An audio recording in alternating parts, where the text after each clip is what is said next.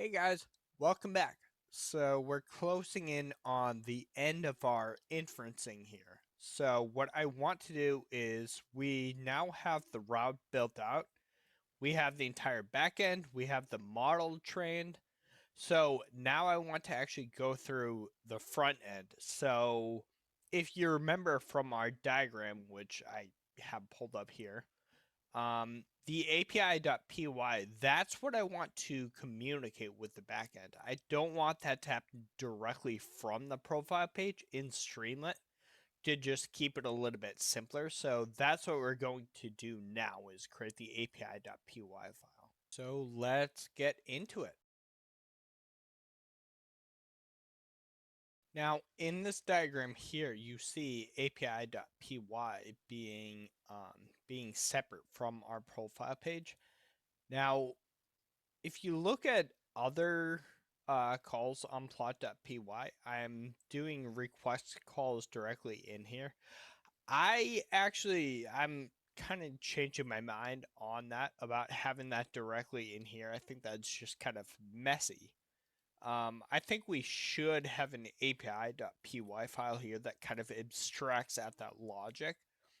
So I'm going to start with creating the new predict 5K here, and then this will end up calling the backend. I'll just show you what the actual function is going to be.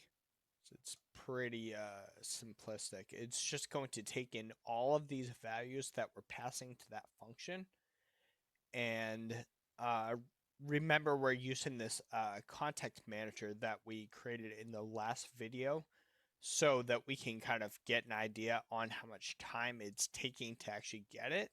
So that can tell us if the inferencing is ending up taking a while. And then it's just making the request call down here, racing for any status, and then getting the response data. And then all we want from that response is we just want the actual 5K time. Before proceeding further, I just want to take a look at a bug that I found. So when pulling up the page here, when clicking athlete profile, so with nothing in the query parameters, because remember that how it works is it finds whatever ID is in the parameters. If nothing is in there, then it'll just say athlete ID none, not found. So obviously that's a bug. So that's a pretty easy one to see because you can just search for what the error message is and it comes out to this. So the problem here, if you look through this logic, this tests if the athlete ID exists, which obviously no it doesn't, so it doesn't execute this code. And then it just checks to see if the athlete ID parameter is in athlete IDs or not. In which case, if it's a none value, it's still going to test and see if that's in the IDs, and then it tests that it's not in the IDs. And since it's not, then it's going to just throw out this. So all we have to do is we have to just tab in on that and then save. And then so this is the expected behavior that it just pulls up the first athlete that it finds. So the way that I want this to look on the athlete profile page is I want to have something down here. I want to have like a form where it takes everything that it has up here for any data that it has. For any data that it doesn't have, we can input our own values, or we can also override all the values, and then we can actually have a button to press and have the prediction appear. So now the last thing is on our front end, we want to actually create the form here. So we're on profile.py right now, which is one of our pages. Remember from making our multi-page. And then what we've done is we've come right before the accept statements. So we've loaded an athlete at this point. So what we want to do is we want to insert the form below the athlete so it takes in all of the data, and then we can go ahead and we'll have a button that can make our prediction.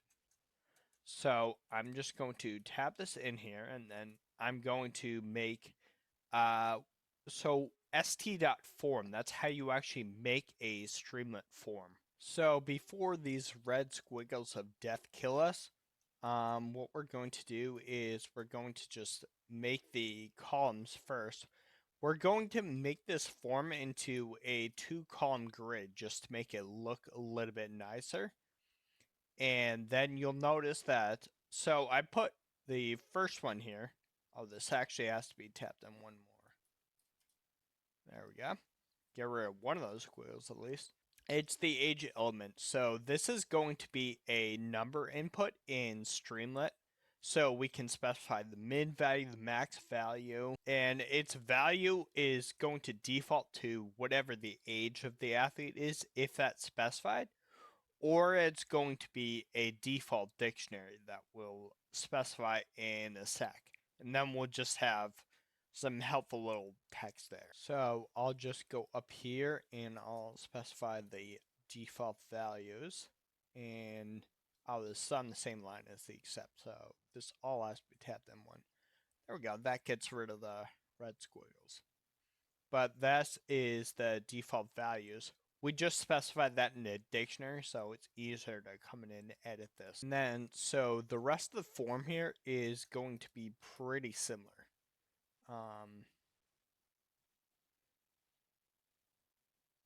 That did not tab in correctly. Of course it didn't. Alright, so we'll have to pull that and have that back. There, red squiggle's gone. So the one exception will be the form element for the gender. That will actually make a select box, and we'll have that be male or female. Also, notice here that when the athlete's gender is already specified, then we need to have this be encoded to either 1 or 0 so that it can specify the index for the Streamlit select box so that it can be either male or female here. And then the only other thing to point out in the form is the submit button here. So you can't just do st.button, you have to do st .form submit button, and this is how Streamlit differentiates it from just a regular button. And we just give it text, and this width is, it used to be use container width, but this is being deprecated now, so we use just width instead, and we set this to stretch. Does the same thing. Another thing that's fairly new in Streamlit is they have a shortcut parameter that you can enter on there. So this enter keyword here is literally the enter button on the keyboard. So I can press that after I'm done the form and submit everything. Just a little neat feature to have. Now the only remaining part to do is just so if the user hits the submit button, let me just clean that up a sec. We'll put in a spinner for it calculating the prediction. I just imported the API by tabbing up there, so you see it has this at the top now. We actually want this import statement here instead. Let's do that. And then, so it calls the predict to run 5K, which we've already defined in the API here.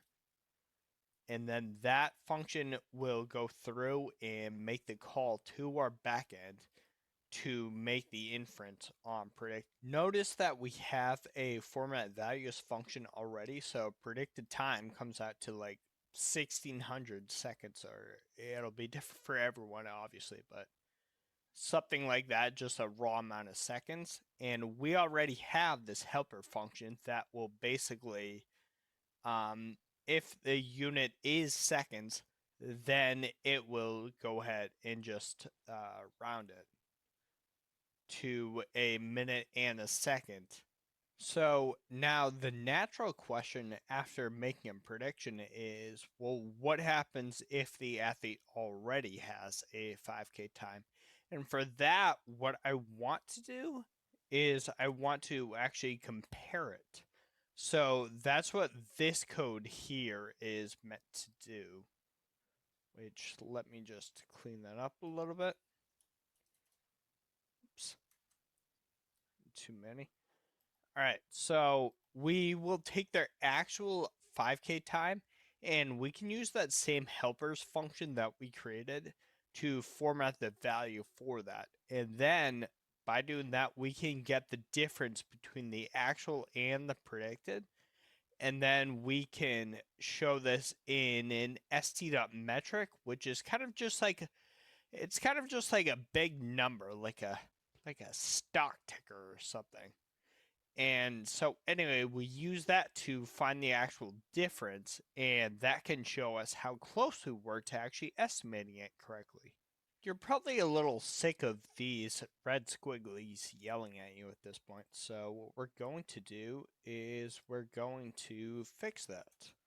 So just tab in here, make sure we're on the same line as the try statement, and then we'll go ahead and put in the actual except block. And now notice in this, what I've done is I've gone through, I've made a generate helpers message in here, which this function, this doesn't actually exist yet. So this will give you errors as well. So what we'll do is we'll go into helpers.py and we'll just make that. This function is pretty simple right here. So we'll just make some space for this, then we'll paste it in. I'm going through this part kind of quickly just because it's easier to read. It's easier to read this one. The machine learning stuff at the beginning was a little bit more involved to discuss. So basically what we're doing with this function is we have an error codes dictionary, which is basically just the keys are either the error codes like this, or they can be specific connection errors, prediction errors, or unexpected errors. This way we can just kind of have like a standard messaging that we're putting out throughout the application. And then all we do is we just return whatever is in that dictionary on here. So when we're saying generate error message connection, for example, it comes into the connection dictionary and it just outputs this message here. Also, this is part of the problem again with just having AI insert stuff for you. It's not front end.src. It's thinking that because we have a front end we have a front end directory, but it's just the SRC directory from there. Notice how we're getting an error now on the front end that there's a missing submit button. Now, that's not the actual case. If you look further into this error details that we have here, the form submit button got an unexpected keyword shortcode, which remember I said that is a fairly recent feature in Streamlit. So we need to go ahead and upgrade our Streamlit version. All we need to do to update this is we just cd into the front end and then just UV add Streamlit, just like we're adding it anew, and then we just give it the -- upgrade keyword. And that press enter resolves all the packages again. And you see that Streamlit went from 1.51 to 1.54 up here. Okay, so now let's go back to the main directory and let's just do make front end. So now notice this particular athlete has everything already. They actually already have a 5K time as well. So we can go ahead and get a prediction and then compare it. So let's get a prediction. So it's predicting a 2850 5K, which so that is about their actual time is 24. So their actual time is faster than the 5K time by a little bit. but that's to be expected to have some of that. So let's look at another athlete. This one, he doesn't have like any data. Okay, let's go to this one instead, who has a fair amount of data. And let's do a prediction. Oh, because some of these might be getting the default, by the way. So, okay, again, so a little bit slower. So I think these are pretty decent predictions. I think that we can still go ahead and have our model get some better data. 252 and actual is 2205. So that's actually a little bit closer. But all right, so this gives us a prediction form that we can look at. Awesome. So this pretty much completes what we wanted. So thanks for watching, and I will see you in the next one.